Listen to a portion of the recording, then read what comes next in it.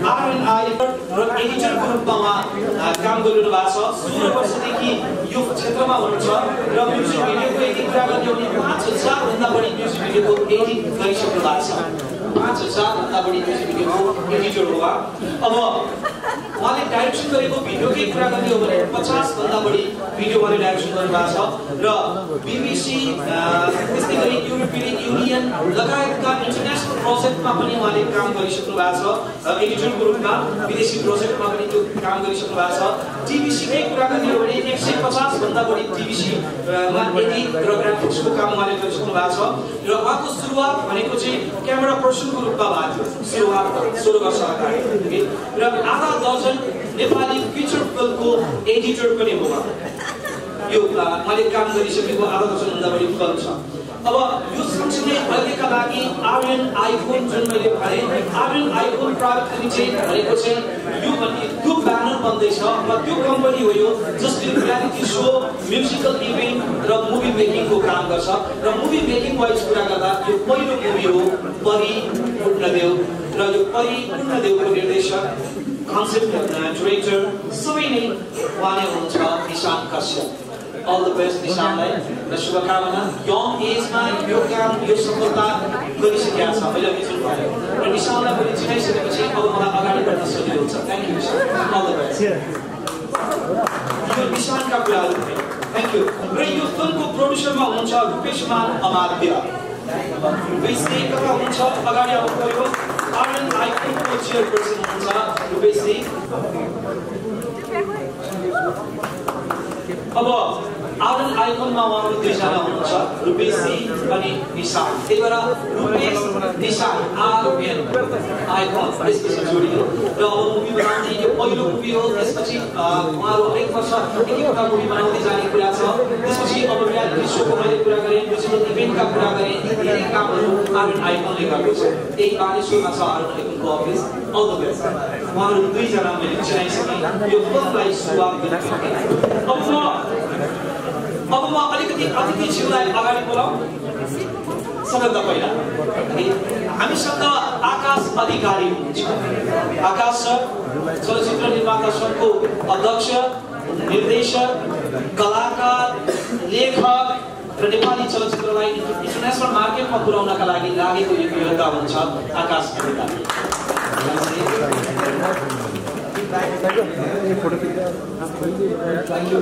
र सबै समयभन्दा पनि अलि अगाडि आउने बोलाएको समयभन्दा पनि आकाशजी यस हिसाबमा कुर्नुपर्छ। अब हामी त्यो नकुर्ने व्यवस्था गर्न खोज्ने भनेर भन्छौँ जहिले पनि, तर के कारणले गर्दा ढिलो हुन्छ भन्ने पनि लाग्छ। अब अर्कोचोटिदेखि हामी समय दिन्छौँ। थ्याङ्क यू उपस्थितिका लागि। र हामीसँग गोपाल कायस्थजी हुनुहुन्छ, सिनियर डिस्ट्रिब्युटर प्रोड्युसर गोपालजी र आफ्नो फिल्म पनि खेल्नुहुन्छ, कलाकार पनि हो गोपाल कायस्थजी। गोपालजीलाई अगाडि बोलाए र कथा मिलाउन, फिल्मको रिलिज डेट मिलाउन, टाइम मिलाउन, हरेक कुरा मिलाउनमा उहाँ थपिसकिन्छ। थ्याङ्क यू गोपालजीलाई पनि खडा गरौँ।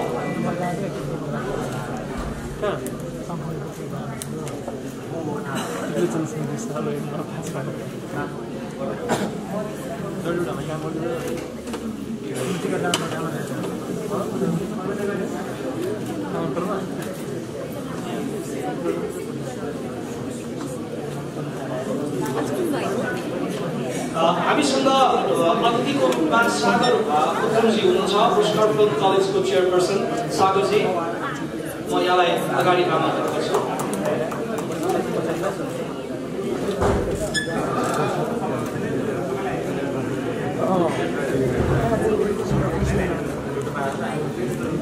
मैले अतिथिज्यूहरू तीनजनालाई अहिले मैले अगाडि बोलाएँ। अन्य अतिथिज्यूहरूलाई यथा स्थानमा आसन ग्रहणका लागि अहिले म एकछिनमा नाम लिएर आसन ग्रहण गराउँछु, सम्मान सुरु। अब म फिल्म टिमका लागि म फिल्म टिमको बारेमा सबैभन्दा पहिला म चिनाउँछु। यो फिल्मको निर्मातामा रूपेशमान अमात्य हुनुहुन्छ, आर्यन आइफोनको चेयरपर्सन पनि र विभिन्न व्यवसायमा संलग्न हुनुहुन्छ। यो पनि एकै हुनुहुन्छ रूपेशजी, मैले अघि चिनाएँ। रूपेशजी बसौँ। अब कुर्सी पनि अलिकति थोरै बढाउनुपर्छ सदस्यलाई, थोरै स्थायी गर्नु। अब मैले अघि निर्देशक निशानको बारेमा चर्चा गरि नै हालेँ। यो फिल्मको कलाकारलाई बोलाउँछु अब विपिन कार्की।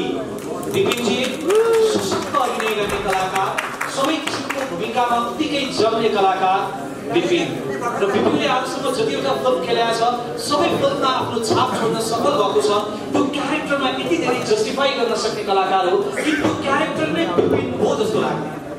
चाहे त्यो भस्मे डनका कुराहरू हुन्, चाहे अरू फिल्म जुनसुकै फिल्मका कुरा किन नगरौँ, भर्खरै मात्र गोपी आयो, गोपीकै कुरामा पनि जुन जम्या छ, जुन देखिन्छ विपिनको अभिनय, जुन काम, त्यो साँच्चै अलौकिक छ। र नेपाली फिल्म इन्डस्ट्रीले गर्व गर्नुपर्ने कलाकार पाएको छ विपिन कार्की। र विपिनका काम त्यो बहुआयामिक रूपमा आछ, अझ बढी सशक्त रूपमा आओस्, धेरै धेरै शुभकामना विपिनलाई। र अस्वस्थताका बावजुद अझै राम्रोसँग ठिक भएको छैन, तर पनि विपिन अहिले यहाँ उपस्थित भएको छ। शीघ्र स्वास्थ्य लाभको प्यारो भाइ। र जहिले पनि विपिन देख्दाखेरि एउटा नयाँ ऊर्जा बढ्छ क्या। अरू बेला भेट्नु सामान्य लाग्छ, सामान्य रूपमा सामान्य भाइ, तर जब चलचित्रको पर्दामा, जब भूमिकामा, क्यारेक्टरमा देखिन्छ असामान्य त्यो देखिन्छ। र यो चलचित्र परीमा पनि विपिनलाई हामी पृथक भूमिकामा देख्ने भएको छ। विपिनलाई रेगुलर रूपमा देख्दै आएको भूमिकामा अथवा गर्दै आएको हिसाबमा त्यो हामी पाउँदैनौँ, पृथक छ। र जुन पृथक भूमिकामा विपिन देखियो, मलाई लाग्छ यो भूमिकामा जो कसैले पनि भोलि सम्झिँदाखेरि मानसपटलमा सबैको आउने भनेको त्यो त विपिन नै हो, अथवा यो क्यारेक्टरमा खरिद तपाईँको विकल्पै हुन सक्दैन। त्यो हिसाब त्यो लाग्छ भन्ने मलाई विश्वास छ। र अब यो फिल्म कस्तो फिल्म हो परी भन्दाखेरि संवेदनशील विषयमा यो फिल्म बन्दैछ। म अलिकति थोरै चर्चा गरेँ। र संवेदनशील विषयमा बन्ने यो चलचित्र फेरि मसलाले भरिपूर्ण नै हुनेछ। मनोरञ्जनका ती पाटाहरू सबै छन्, त्यो पाटाहरू पुरा गरिएको छ। यो फिल्म पारिवारिक रमाइलो पनि हुनेछ, रोमाञ्चक पनि हुनेछ, सस्पेन्स थ्रिलर पनि हुनेछ। तर जुन विषयको काम छ यो फिल्ममा त्यो चाहिँ संवेदनशील विषयमा यो फिल्म परी भन्दैछ। र परी हामी माझ हुनुहुन्छ नव नायिका, जो परीको रूपमा हामी माझ देखिँदै हुनुहुन्छ, उहाँ हुनुहुन्छ सृष्टि खड्का। सृष्टिजी अगाडि आउनुहोला। चलचित्रको नायिका र पहिलो चलचित्र हो उहाँको, त्यता टिभीमा छेउमा हामीले धेरै म्युजिक भिडियोमा देखिसकेका छौँ सृष्टिलाई। र डोन्ट टेल मी भन्ने निशानले नै निर्देशन गरेको म्युजिक भिडियो थियो, एउटा सन्देशमूलक भिडियो। त्यो भिडियोमा सशक्त अभिनय सृष्टिले गरिसकेका छ। त्यसपछिको ट्युनिङ हो यो जुन भूमिका जुन सोचियो त्यसमा त्यो मिल्छ र सशक्त अभिनय गरेर न्याय पुर्याउन सक्ने काममा सृष्टिले गर्छिन् भन्ने हिसाबमा जुन विशाल र टिमले विश्वास गरे हो, त्यस हिसाबमा सृष्टि यो चलचित्रका लागि इन्डिया यो फिल्मको सुटिङ लोकेसन यो छ, राजस्थानमा छ। यो फिल्मको बारेमा मैले यहाँलाई सरस्वती कुराहरू यी जानकारी तपाईँलाई गराएँ। अब टिम मैले चिनाइसकेका छु। सबैभन्दा पहिला अब निर्देशकबाट अलिकति हामीले कुरा सुन्नुपर्छ, उहाँको भिजन, उहाँका कुरा। अब आजबाट निशान कश्यप लेख्नका लागि म आग्रह गर्छु यहाँहरू सबैलाई, किनकि निशान घिमिरेको रूपमा यहाँले भन्दै आउनुभएको, लेख्दै आउनुभएको नाम अब निशान कश्यपको रूपमा। अब मैले जुन भूमिका निर्वाह गरेका छ सुन्दा चाहिँ प्रशंसनीय छ। Thank you so much. अबका लागि म निशानलाई आफ्ना कुराहरू राख्नका लागि आग्रह गर्छु। निशान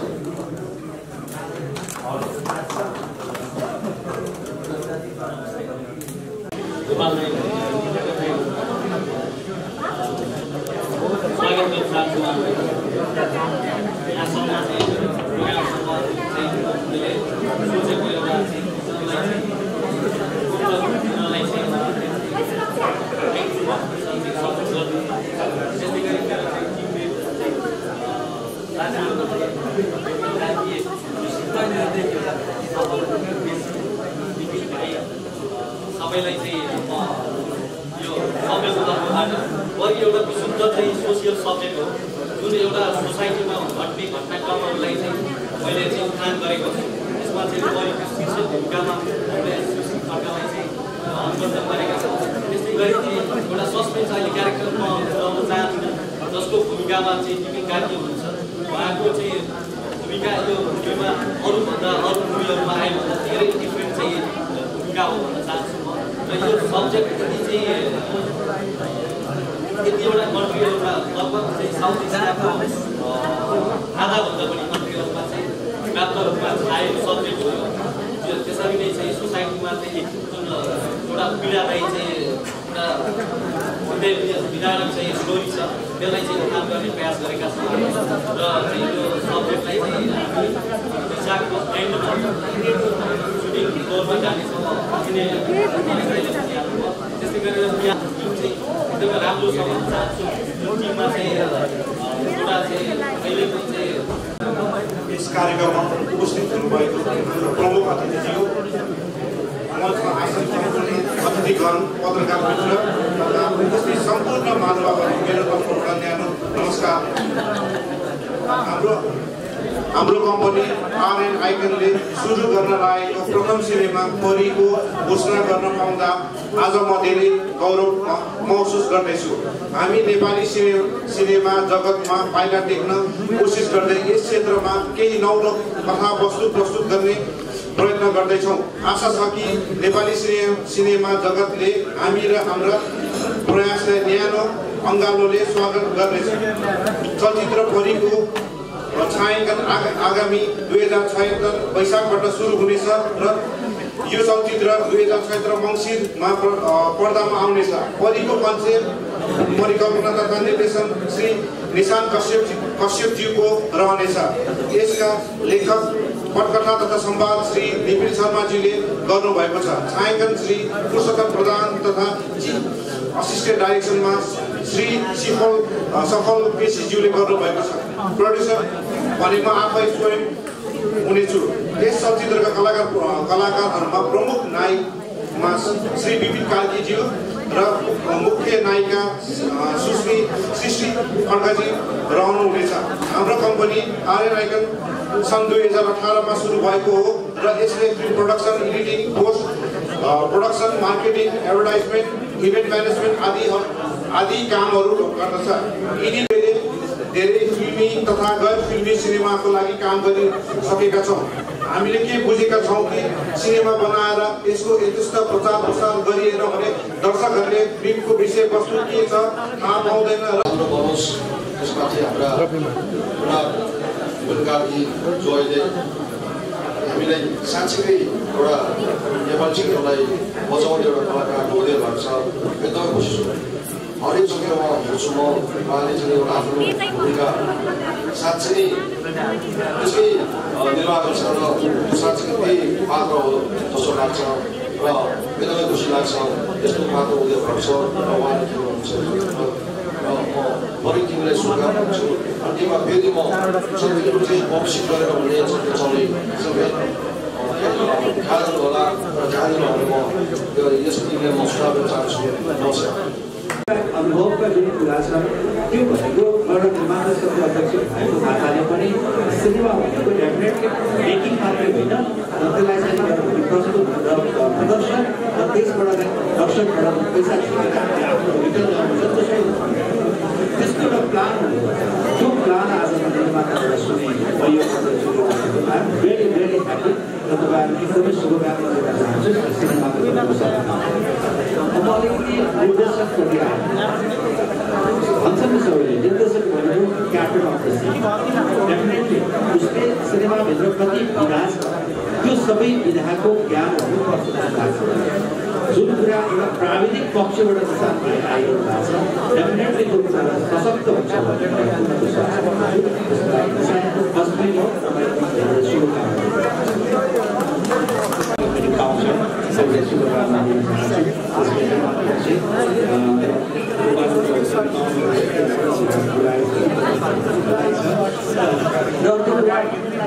मात्र दुईटा कुरा छु। त्यो के भने जस्तै हामीले अहिले जस्तै रोयल्टीका कुरा अहिले रोयल्टी तपाईँहरूले जस्तै निर्माण पक्षलाई मैले भन्नुपर्ने के छ भन्दाखेरि एउटा सिनेमाको गीत हिट भयो भने 18 देखि 20 लाखसम्म आउँछ।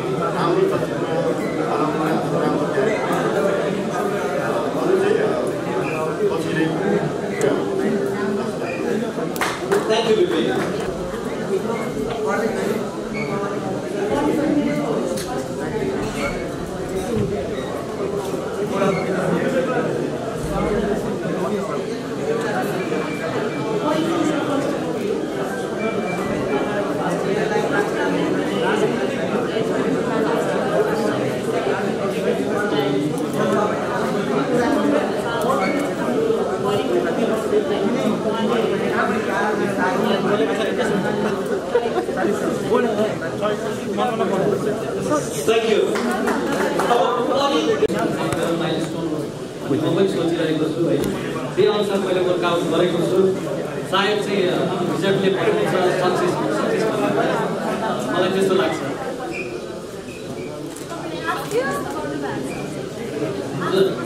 आज धेरै आश गरेको छु त्यसरी मैले लगभग यो स्क्रिप्टमा 1 वर्षदेखि वर्क गरेको छु हरेक प्लटमा हरेक चाहिँ च्याप्टरमा हरेक क्यारेक्टरमा मैले त्यसरी वर्कआउट त्यो अनुसार रिजल्ट पकेको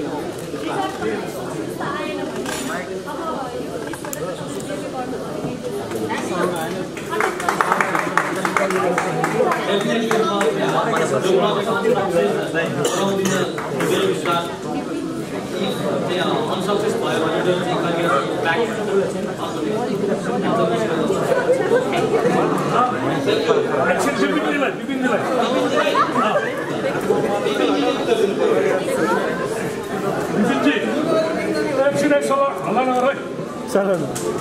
विपिनजी उसरी नरसिंहले तपाईँको तारिफ गर्नु धेरै वितरकहरूले सबैले तारिफ गर्नु भएको छ तपाईँको अभिनयमा पछिल्लो समयमा केही सिनमा तपाईँको हिट पनि ब्लकबस्टर पनि भयो अहिले आएर भर्खर एउटा प्रदर्शनमा आएको चलचित्र जुन गोपीको कुरा पनि गरौँ गोपी त्यति सफल रहेन र आगामी दिनमा परिबाट तपाईँ सफल हुन्छ कि तपाईँलाई त्यो क्यारियरले कति माथि पुऱ्याउन लाग्छ